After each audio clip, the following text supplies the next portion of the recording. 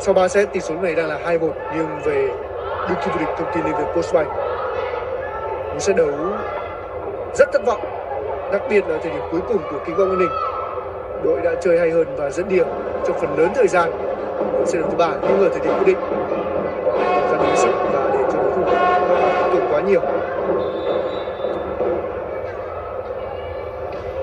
Ánh Nguyệt phát bóng đầu tiên cho King Bang Bắc Ninh. Thu Trang,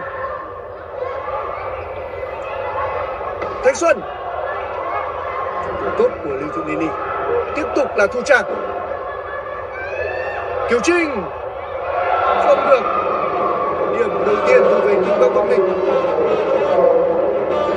Rất khó hiểu cho pha xử lý vừa rồi của Kiều Trinh. Đây không phải là một ngày thi đấu tốt của số 18 bên phía Thông tin Liên việt Postbank.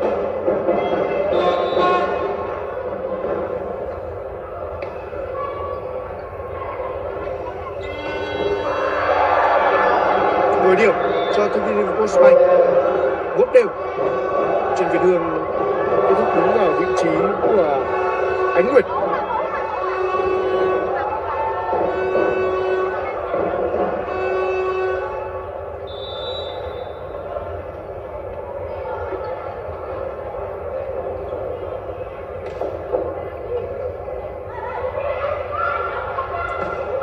Bóng Trang tốt, nhưng bóng vẫn còn. Thu Trang chưa thể thành công. Rất đáng tiếc cho King Bang Bắc Ninh. Rồi thì Kiều Anh đường ra ngoài. 2-1 cho Thông tin Liên việt Postbank.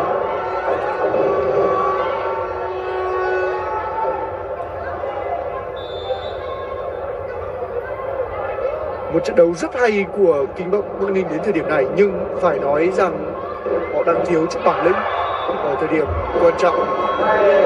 Bóng ngoài, tỷ số được bằng 2-2.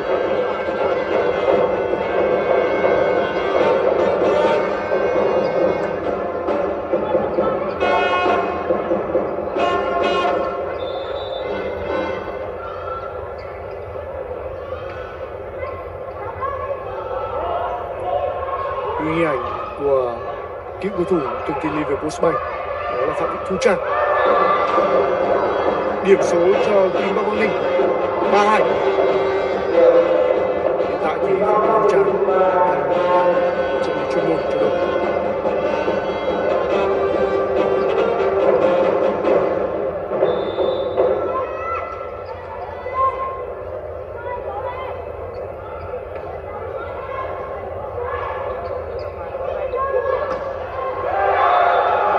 Trong sân, điểm cho Thông tin Liên việt Postbank 3 đều.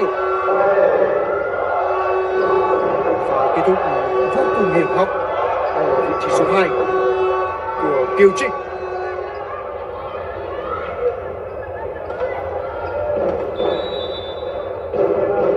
Bây giờ thì chúng ta thấy được sự căng thẳng trên gương mặt của huấn luyện viên Phạm Văn Long bên phía King Bang Bắc Ninh. Bóng chạm sàn, điểm cho King Bang Bắc Ninh 4-3. Rõ ràng là nếu những thi đấu tốt như ở trận thứ 2 và trận thứ 3, King Bang Bắc Ninh hoàn toàn có quyền hy vọng vượt qua được Thông tin Liên việt Postbank. Nhìn chung thì cả 3 trận đấu King Bang Bắc Ninh đều thi đấu rất hay.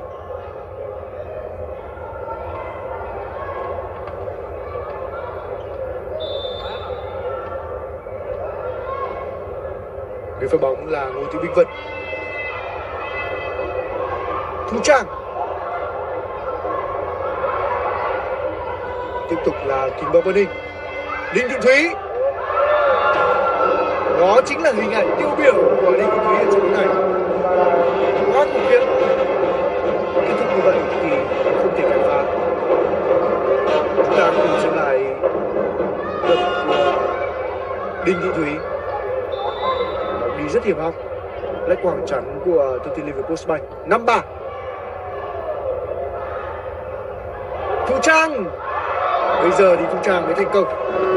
Phải rất nhiều dứt điểm. Điều điểm 4-5 cho Thông tin Liên việt Postbank.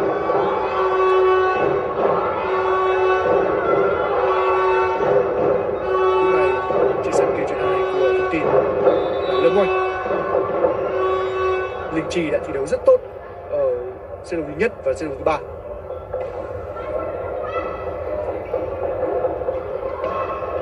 Rất hay.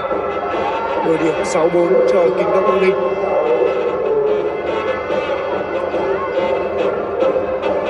Và ghi điểm của Kiều Oanh.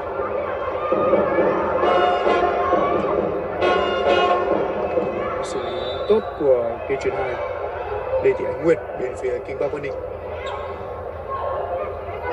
Lần này xử lý hơi vội. Đinh Thị Thúy. Tư thế dứt điểm hơi khó. Vẫn còn Đinh Thị Thúy. Tiếp tục là Đinh Thị Thúy, chưa thành công. Phạm Thị Huệ. Lỗi của Kinh Bắc Quang Ninh. Đổi điểm 5-6 cho Thông tin Liên Việt Postbank.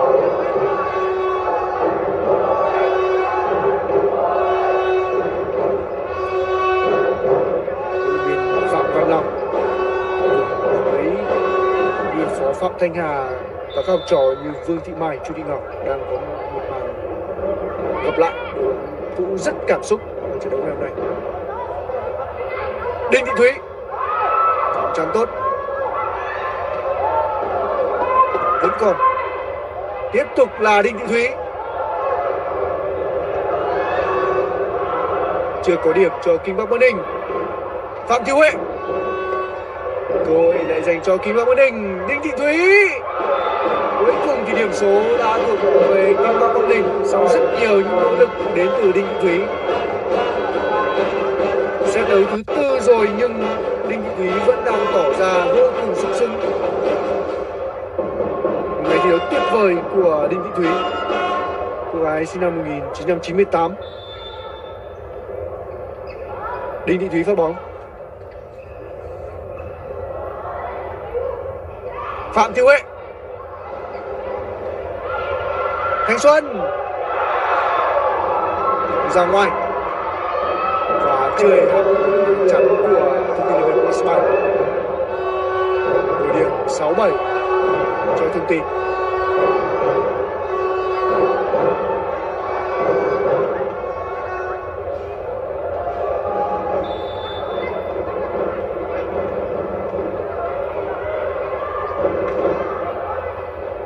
Đội 1 không tốt. Thanh Xuân không thành công.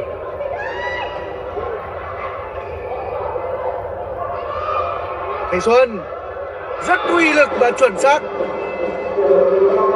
Đổi điểm 8-6 cho Kinh Bắc Quang Ninh.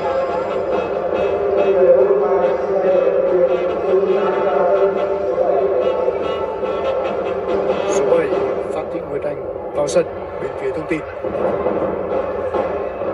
Kinh Bắc Quang Ninh vẫn đang thi đấu rất hay. Vấn đề là các vận động viên của họ cần phải có được một tâm lý vững vàng ở những thời điểm quan trọng.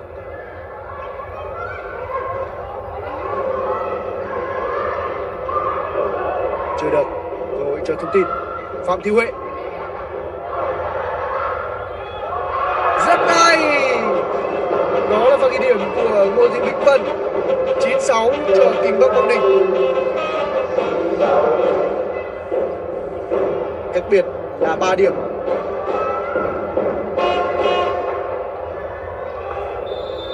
Đây cũng là một ngày thi đấu tuyệt vời của cây chuyền 2 Lê Thị Ánh Nguyệt bên phía Kinh Bắc Quang Ninh.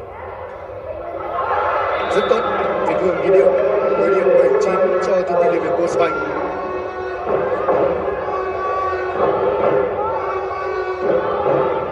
Ngay sau trận đấu bán kết 1, chúng ta đang theo dõi sẽ là trận bán kết 2 giữa Hóa chất Đức Giang Hà Nội và Ngân hàng Công Thương.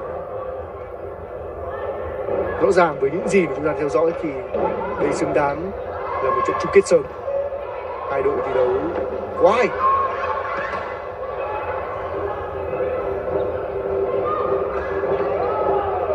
Sau phòng ngự rất tốt nhưng sau đó thì Ánh Nguyệt lại xử lý không thành công. Điểm số được rút ngắn 8-9 cho Thông tin Liên Việt Postbank.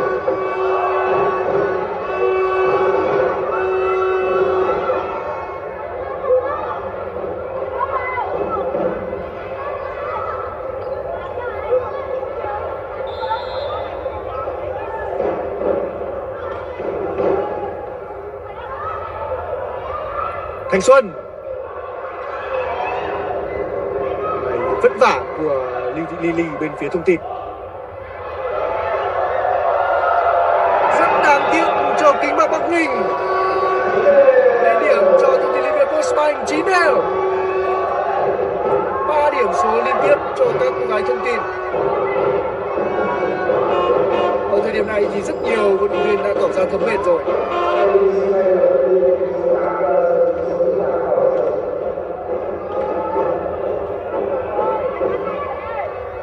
Trần Hoàng Kim là người góp mặt trên sân bên phía Kinh Bắc Bắc Ninh. Một pha bóng như vậy mà Bích Vân lại đưa ra ngoài. 19 cho thông tin Liên Việt Postbank, 4 điểm số liên tiếp.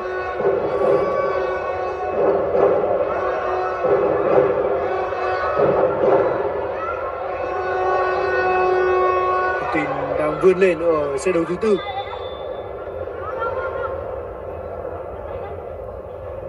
Phạm Thị Huệ.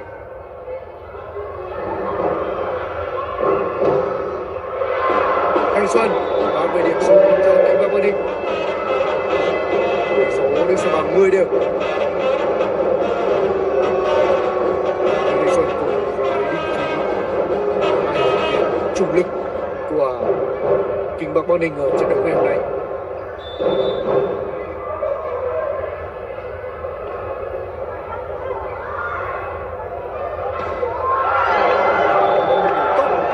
Trang sau thì Nguyễn Anh trắng trắng của Kinh Bắc Bắc Ninh đi ra ngoài.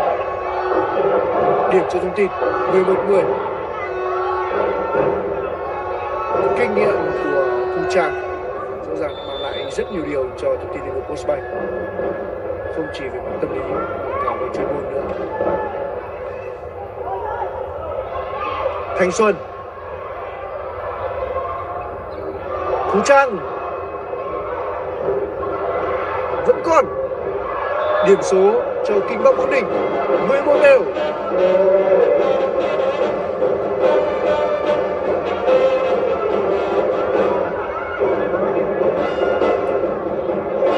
Pha xử lý thành công là của Bích Vân.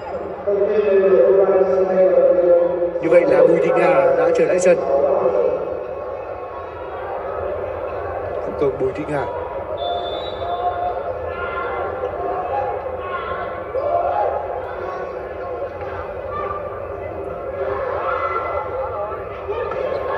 Rất tốt. Nguyễn Anh ghi điểm 12-11 cho thông tin Liên Việt Postbank.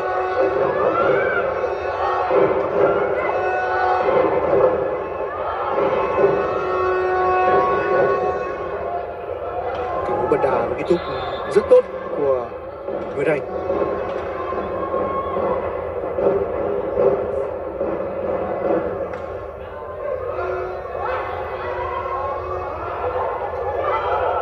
Chưa đủ khó.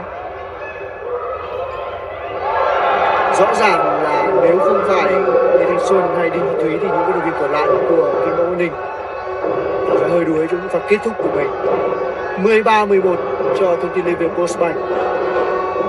Ghi điểm là của Trần Thu Trang.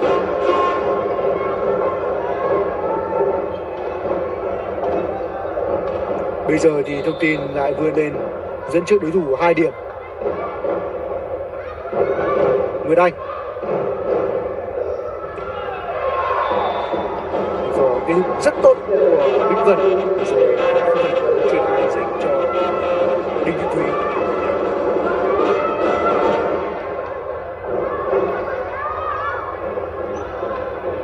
Bích Vân phát bóng 12-13.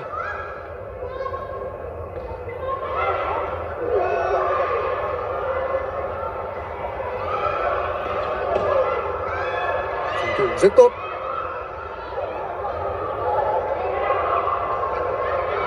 Không được. Thu Trang rất kinh nghiệm. Điểm 14-12 cho thông tin Liên Việt Postbank. Ở giai đoạn 2 trận đấu vừa qua thì Thu Trang chính là cái tên nổi bật nhất của thông tin Liên Việt Postbank.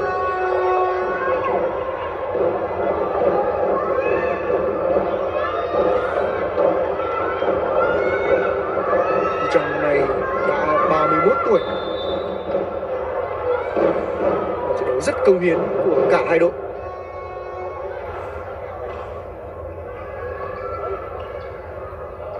Đinh Thị Thúy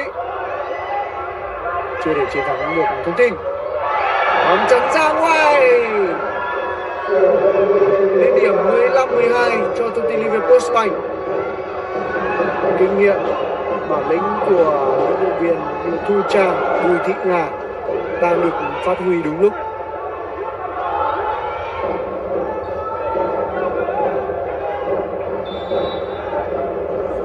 Cách biệt bây giờ đã là 3 điểm. Tuy nhiên mọi thứ vẫn còn ở phía trước. Rất tốt. Và cái điểm vừa rồi Kiều Anh 14 13-15 cho Kinh Bắc Quảng Ninh.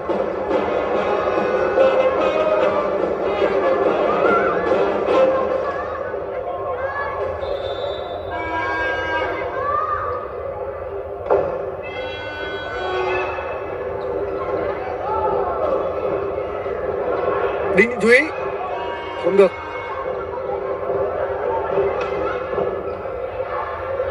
Bước 1 không tốt. Tiếp tục là cơ hội cho Thông Tin. Phạm Thị Huệ trong sân. Đội điểm 16-13 cho Thông Tin Liverpool Spain. Đinh Thị Thúy.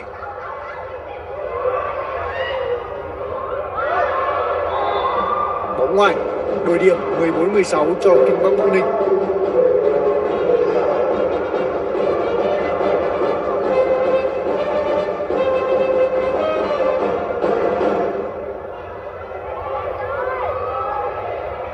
Trận đấu thực sự mãn nhãn người xem. Đinh Thị Thúy. Phạm Thị Huệ. Bóng chắn tốt. Điểm tiếp theo cho Kinh Bắc Quảng Ninh 15-16. Ở thời điểm hội ý ở set đấu thứ tư, chúng ta thấy được Phạm Thị Huệ đã phải cần đến sự chăm sóc của các bác sĩ. Nhưng bây giờ thì huấn luyện viên Bùi Huy Sơn vẫn giữ vận động viên màu số 5 ở trên sân. Vừa rồi thì Phạm Thị Huệ đã kết thúc không thành công.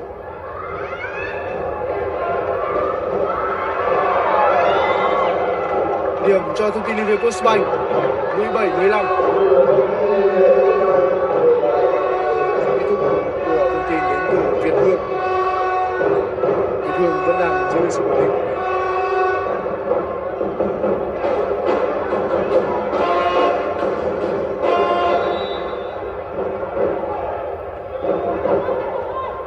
Cách biệt lúc này là 2 điểm. Lâm Oanh. Thanh Xuân. Bóng ngoài. Đội điểm 16-17 cho Kinh Bắc Quảng Ninh.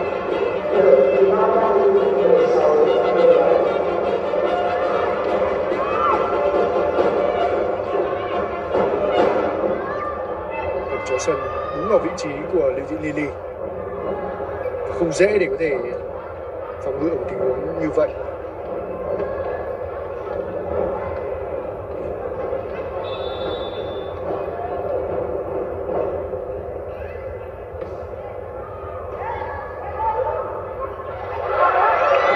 Điểm cho Thông Tin vẫn là Trần Việt Hương 18-16.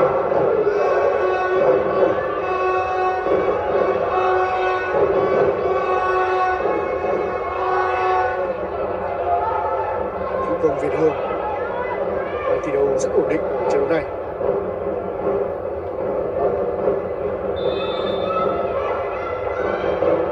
Phạm Thị Huệ phát bóng.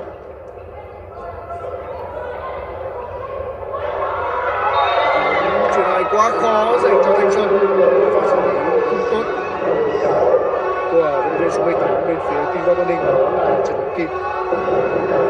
19-16 cho Thông Tin Liverpool Spain rồi. Điểm được lên 3 điểm. Rất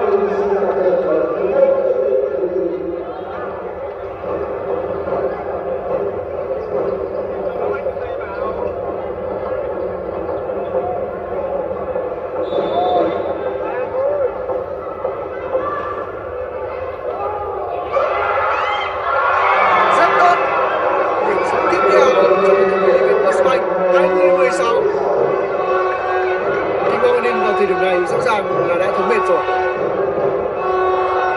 không quá nhiều vào Đinh Thị Thúy, và phần đó là Thanh Xuân không có những giải pháp còn lại. Phạm Thị Huệ,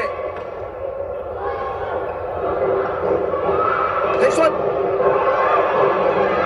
rất tốt, tiếp tục là Thanh Xuân, bóng chạm sân. Điểm tiếp theo cho Thông tin Liên việt Postbank 21-16.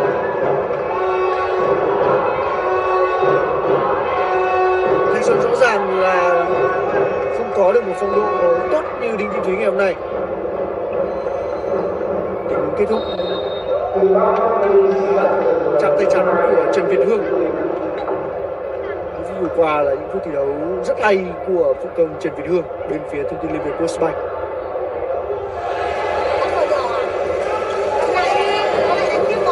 Bỏ đến đánh bóng toàn quên như thế, thua những quả bóng rất phí mà mình không có bóng, không đánh được rồi mình lại thua. Bỏ đi làm lại đi, chạy bay là sao đánh.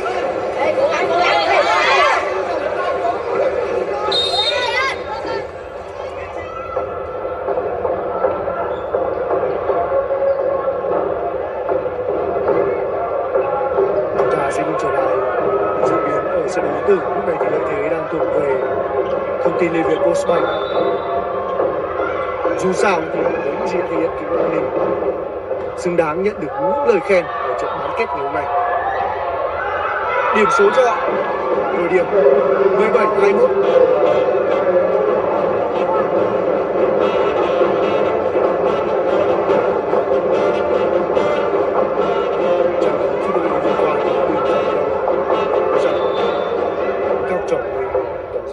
Rất phung phí trong những tình huống kết thúc. Việt Hương, lại là Việt Hương, đổi điểm 22-17 cho Thông tin Liên việt Postbank.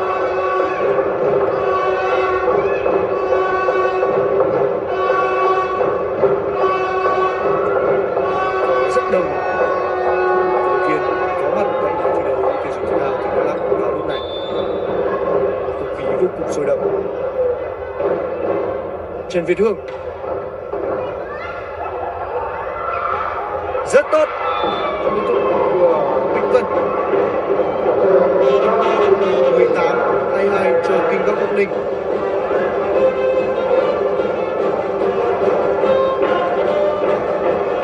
Chuyển bóng sau đầu rất tốt của vận viên mang số 18 Trần Hoàng Kim.